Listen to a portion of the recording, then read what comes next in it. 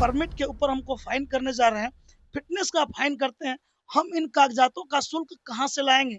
हमारी गाड़ियों का 10,000 रुपये किस्त जो बढ़ता है उसको हम कहाँ से देंगे? हमारे परिवार कहाँ से पलेंगे? इसका ख्याल आपने नहीं रखा। पब्लिक के नज़र में हीरो बनना चाहते हैं और ऑटो चालकों को यहाँ दहशतगर्द बनाना चाहते हैं। हम लोग यहाँ जो है गुंडागर्दी कर रहे हैं। 2014 से आपने परमिट बंद किया, तो फिर ऑटो का रजिस्ट्रेशन पटना में क्यों किया? हमने आपको सरकार चुना है बिहार में, और हम कमाई करेंगे जाके महाराष्ट्र में, ऐसा नहीं होगा। आप रोजगार की गारंटी दीजिए, अन्यथा हम भी आपको इस आने वाले चुनावों में नमस्कार करेंगे। आने वाले दिनों में अगर समस्या का समाधान नहीं हुआ तो मरता क्या न करता। हम लोग अनिश्चितकालीन के लिए शहर के चक्के को जाम कर देंगे।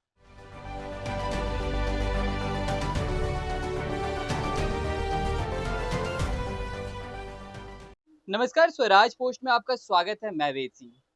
आप लगातार स्वराज पोस्ट पे आप खबर देखते होंगे ऑटो यूनियन से जुड़ी हुई। भाई जब इन्होंने पहली बार जो यहाँ पे किया था आंदोलन पटना के गर्दनी बाग में, या फिर जो तरह तरह की जो नए नए नियम आते हैं उसको लेकर के ऑटो चालकों को क्या समस्या आती है, तो भाई स्वराज पोस्ट जो है सबसे पहले ऑटो चालकों के पास पहुंचती है कि उनका क्या सुख दुख है, ये पहले जानने के लिए, कहाँ पे परेशानी आ रही है ये जानने के लिए। लेकिन अभी अगर बात करें तो एक नया नियम फिर से लागू किया गया है। जब से मल्टी मॉडल हब बना है तो मल्टी मॉडल हब से भाई परिचालन में तरह तरह की असुविधाएं देखी जा रही थी। लेकिन अब यातायात के नियमों के आधार पर जो इसमें सुधार की जा रही है कि मल्टी मॉडल हब से जो पश्चिम की तरफ जाएगी गाड़ियाँ, ठीक है, उसके बाद जो मल्टी लेवल पार्किंग जो था उससे गांधी मैदान एग्जीबिशन रोड की तरफ जाएंगी गाड़ियाँ। अब अगर कंकरबाग आपको अगर जाना है तो आपको स्टेशन के पास जो यू टर्न है वहां से आपको गाड़ी मिल पाएगी। तो चलिए भाई, दिन बदल रहा है तो नियम भी बदल रहे हैं। अब लेकिन उसके बाद भी 8 तारीख और 9 तारीख को ऑटो यूनियन वाले जो है वो धरना देने जा रहे हैं, बड़ा आंदोलन करने जा रहे हैं। तो भाई जब नियम बदल रही है, सबकी सुख सुविधाएं अच्छी हो रही हैं, तो फिर किस बात का आंदोलन। इन्हीं सब तमाम मुद्दों पर बातचीत करने के लिए अभी हमारे साथ मौजूद है ऑटो यूनियन के लीडर पप्पू यादव जी। पहले तो स्वागत है आपका हमारे चैनल में। नमस्कार आपके सभी व्यूअर्स को, जितने लोग आपके इस चैनल को देखते हैं। और बड़े जिम्मेदारी पूर्वक ये जो स्वराज पोस्ट है, शुरू से ही जो ऑटो चालकों की समस्या है या ऑटो चालकों से जो आम पब्लिक को समस्या है, उसको लेकर के कवर करता रहा है। इसलिए मैं स्वराज पोस्ट को धन्यवाद देता हूँ। अच्छा पप्पू जी, ये जो नए नियम लाए गए हैं आप लोगों को, जब से मल्टी मॉडल हब पार्क बना था तो आप लोग की तरफ से तरह तरह की बातें आ रही थी कि फर्स्ट फ्लोर पे गाड़ी नहीं चढ़ पा रहा है, लोग जो है उनको समझ में नहीं आ रहा है कि कहाँ के लिए कहाँ से ऑटो पकड़े। लेकिन अब तो उसको कैटेगराइज कर दिया गया है, तब कहाँ समस्या आ रही है आप लोग।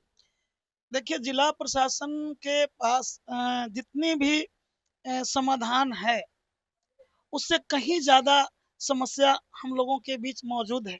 उसका सबसे बड़ा कारण है कि उनका पहले से ही इन व्यवस्थाओं की तरफ ध्यान ना देना। उन्होंने कैटेगराइज किया जाम से निजात के लिए। ऐसा नहीं है कि ऑटो यूनियन जाम से निजात में उनके साथ नहीं है। आज 50 दिन पूरे हो चुके हैं मल्टी मॉडल हब के उद्घाटन का। उस दिन से लेकर अभी तक हम लोग जिला प्रशासन, यातायात प्रशासन के साथ हैं। हम लोगों ने उनके कदम से कदम मिलाकर के चला। लेकिन उन्होंने एक कमिटमेंट किया था कि आप इस चीज को लागू करवाइए, आपके रोजगार को कोई नुकसान नहीं होगा। आप लोगों की अगर कोई समस्याएं होगी तो बैठ करके हम लोग हर एक 5 दिन पर इसका जो है समीक्षा करेंगे, समीक्षा करके इसका समाधान करेंगे। 50 दिन बीत गए, जो नियम हम लोगों ने लागू तो कर दिया, लेकिन हमारी जो समस्याएं थी उन समस्याओं को सुनाने के लिए हम लोग लगातार यातायात पुलिस अधीक्षक महोदय से संपर्क स्थापित करने का प्रयास किया, परंतु वो चैम्बर में रहने के बावजूद भी हम लोगों से मिलने से इनकार कर दिया। सवाल ये नहीं है कि आप बेहतर बनाना चाहते हैं, सवाल ये है कि आप लोगों को विश्वास में लेकर के बेहतर बनाइए। आपका बेहतर बनाने का दिशा लोगों पर क्या इफेक्ट ला रहा है, इस बात को समझने की जवाबदेही भी आपके ऊपर है। डिटेक्टरशिप से शहर और देश नहीं चलता है। शहर को लोगों की भावनाओं, लोगों के रोजगार और व्यवस्था को, पब्लिक की सुविधा को देखते हुए आपको लागू करना होता है। आपने कैटेगराइज किया, हम आपकी बात को एक्सेप्ट किए, हम मल्टी मॉडल हब पर आ गए। लेकिन मल्टी मॉडल हब पर पैसेंजर कैसे ऊपर जाए, इसकी व्यवस्था तो आपने नहीं की। आज आप पत्रकार हैं, मैं उनसे भी कहता हूँ कि आप खड़े होकर के दिन भर बैठिए, आप 500 ऑटो को आप ऊपर चढ़ा दीजिए और दिन भर में अगर 500 पैसेंजर अगर ऊपर चढ़ जाए, एक ऑटो के लिए दिन में एक पैसेंजर भी अगर मल्टी मॉडल हब के ऊपर अगर चढ़ जाए, तो मैं इस व्यवस्था को मानने के लिए तैयार हूँ। एक भी पैसेंजर मल्टी मॉडल हब के ऊपर नहीं जाएगा, तो हमने जो आपको 10 साल का एग्रीम टैक्स दिया है, आप जो परमिट के ऊपर हमको फाइन करने जा रहे हैं, फिटनेस का फाइन करते हैं, हम इन कागजातों का शुल्क कहाँ से लाएंगे? हमारी गाड़ियों का 10,000 रुपये किस्त जो बढ़ता है, उसको हम कहाँ से देंगे? हमारे परिवार कहाँ से पलेंगे? इसका ख्याल आपने नहीं रखा। आपको चाहिए कागजात, पैसे कहाँ से लाएंगे?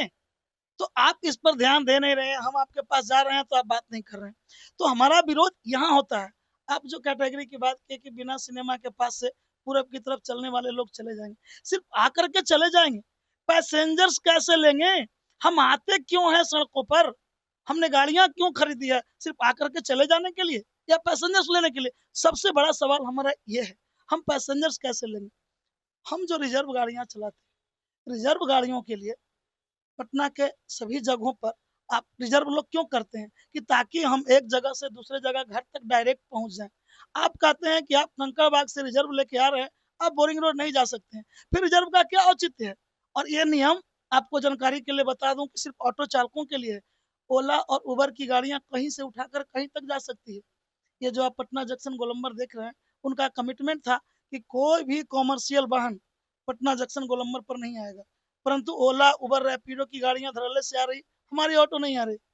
अच्छा पप्पू जी, अभी आपने जाम से निजात की बात की। कुछ दिन पहले ये जो पटना स्टेशन के बाहर जो गोलंबर था काफी बड़ा हुआ करता था, जाम से निजात पाने के लिए उसको छोटा भी कर दिया गया। तब तो धीरे धीरे मतलब काम तो हो रहा है ना। देखिए, काम धीरे धीरे हो रहा है, मैं उस काम से ऐतराज नहीं जताता हूँ कि काम नहीं हो रहा है।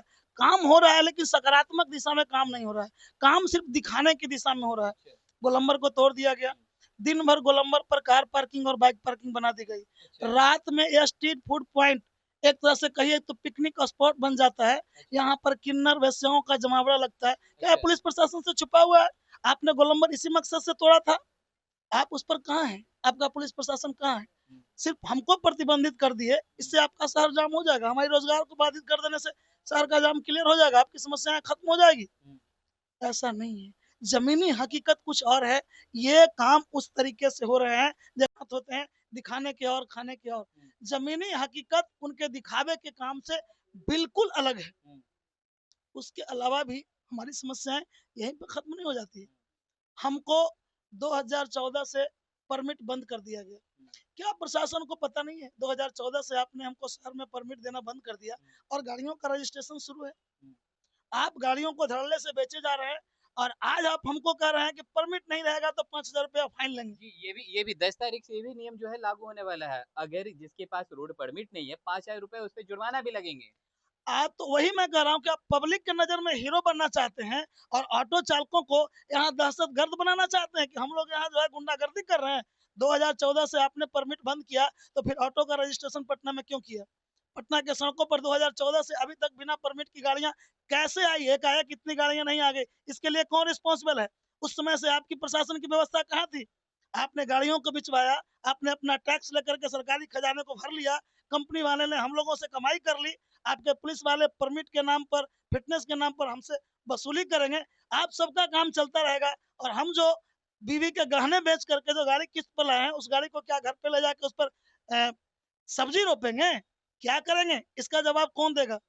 आप ले लीजिए ना हमारी गाड़ियों को। मैं तो बिहार सरकार से कहता हूँ कि मुझे नहीं चलाना ऑटो, मुझे ऑटो चलाने का शौक नहीं है, आप हमारी गाड़ियों को ले लीजिए, मुझे कोई तो रोजगार दीजिए। जीने का अधिकार, रोजगार करने का अधिकार हमें भी है। आपने हमारे लिए अभी तक क्या सुविधाएं मुहैया कराई? आप हमसे अग्रिम टैक्स तो 10 साल का लेते हैं। पटना में किन स्टैंडों में आपने यात्रियों के लिए पानी पीने की सुविधा आपने मुहैया करवाया? किन स्टैंडों पर आपने महिलाओं के लिए यूरिनल की व्यवस्था करवाई, टॉयलेट की व्यवस्था करवाई, यात्री शेड की व्यवस्था करवाई? कहीं पर तो आपका व्यवस्था नहीं दिखता है। व्यवस्था के नाम पर आप सिर्फ ऑटो चालकों पर फाइन करेंगे। अभी आपने व्यवस्था को लेकर के बात की, कहीं ना कहीं सिर्फ यहाँ मल्टी मॉडल हब बन गया, मल्टी लेवल पार्किंग बन गया, लेकिन यहाँ से कहीं के लिए अगर खुलती है गाड़ी यहाँ से मान लीजिए अगर कंकड़बाग जाना हो या फिर गांधी मैदान जाना हो, वहां तो आप लोगों को पार्किंग की सुविधा नहीं दी गई है। आप लोग अगर रोड के किनारे आप लोग लगाते हैं गाड़ी, तो फिर आप लोग की चालान तक कट जाती है। यही सवाल मेरा जिला प्रशासन और यातायात प्रशासन से है कि आप 32 रूटों का निर्माण नॉमिनेट करके रखे हैं कलर कोड के नाम पर। 32 आपके पास स्टैंड कहाँ है? वहां पर बुनियादी सुविधाएं कहाँ है? क्या हम आपको टैक्स किस बात का देते हैं? आप उस पर जवाब क्यों नहीं देते? आपको जवाब देना चाहिए कि मैंने पटना में अभी तक इतने स्टैंड बनाए, एक मल्टी मॉडल हब बना करके आप वाहवाही लूट रहे हैं। मल्टी मॉडल हब की स्थिति देखिए, लोगों को रैंप पर गाड़ी लगानी पड़ रही है, 1.5 घंटा ब्रेक पैडल पर जो है ना पाँव रखना पड़ता है। अगर उस अवस्था में हमको अगर पेशाब करने की भी जरूरत पड़ती है ना, तो हम अपने ब्रेक से पैडल नहीं हटा पाते हैं, क्योंकि हमारी गाड़ियां जो है ना ढलान से नीचे ढुल जाएगी। आप बसों को नीचे रखते हैं और ऑटो को छत पर से परिचालन करवाते हैं। यही आपकी व्यवस्था है? छोटी गाड़ी छत्ता पर से चलेगा और बड़ी गाड़ी जमीन पर से चलेगा, यही आपका सौतेला व्यवहार है। बड़ी गाड़ी से तो लोड भी तो बढ़ सकता है ना, ऊपर अगर बड़ी गाड़ी अगर लगेगी तो फिर लोड भी बढ़ेगा, तो कुछ उसमें हताहत होने की भी गुंजाइश हो सकती है। तो हताहत होने की गुंजाइश हो सकती है। क्या बड़ी गाड़ी को लोड जो बढ़ता है, क्या बड़े बड़े जो ब्रिज बने हुए हैं, बड़े बड़े जो ब्रिज बने उन पर बड़ी गाड़ी नहीं जा रही है, लोडे बड़ी बड़ी ट्रकें जा रही हैं, तो क्या वो ट्रक लेकर के वो ब्रिज का भार नहीं रहा? आपको व्यवस्था करनी है तो लोड की कैपेसिटी क्या होनी चाहिए, ये हमारा ऑटो चालक बनाएगा क्या? चलिए पप्पू जी, बातों को ज्यादा लंबा नहीं खींचेंगे, एक आखिरी सवाल रहेगा कि बिहार सरकार से पप्पू यादव क्या चाहते हैं?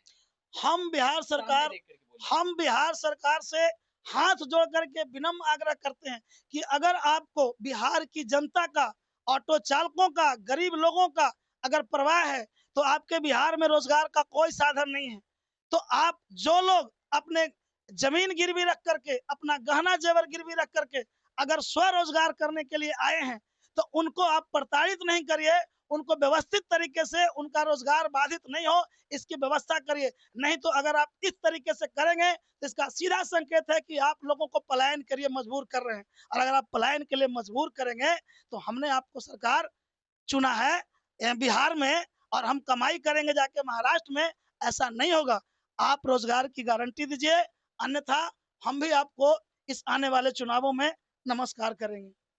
चलिए, ये तो आपने बात कह दी, एक छोटी सी बात छूट गई थी। 8 और 9 तारीख को आप लोगों ने कहा है कि आंदोलन करेंगे, सड़कों पर उतरेंगे।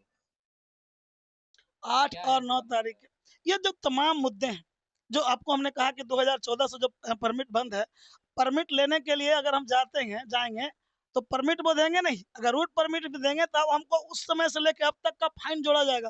फाइन ना हम देंगे ना परमिट, जो उतना फाइन हम जुटाने, 20,000 रुपये का फाइन है। वो फाइन ना ऑटो चालक चुकाएगा ना परमिट बनेगा। परमिट नहीं लेंगे वो फाइन काटेंगे। तो अगर वो इस तरीका से दमनात्मक कार्रवाई करेंगे, तो हम लोग 8 और 9 तारीख को, तो ये हमारा जो है सांकेतिक है। हम सिर्फ ट्रेलर दिखा रहे हैं, ऐसा नहीं है कि हम इस लड़ाई को यहीं पर एंड करने जा रहे हैं। आने वाले दिनों में अगर समस्या का समाधान नहीं हुआ, तो मरता क्या न करता, हम लोग अनिश्चितकालीन के लिए शहर के चक्के को जाम कर देंगे। चलिए भाई, आपने साफ तौर पर सुन लिया कि पप्पू यादव जो कि ऑटो यूनियन के लीडर है, उन्होंने साफ तौर पर कह दिया है। पहले तो इन्होंने विनती की है बिहार सरकार से कि भाई गरीबों के बारे में भी आप सोचें, नहीं तो 8-9 तारीख तो ये बस एक छोटा सा ट्रेलर है, इसके बाद बड़ा आंदोलन भी हो सकता है। तो चलिए, और भी ऐसे तमाम खबरों का सिलसिला इसी प्रकार बना रहेगा। स्वराज पोस्ट पे अपनी राय प्रतिक्रिया हमारे कमेंट बॉक्स में जरूर साझा करें। धन्यवाद।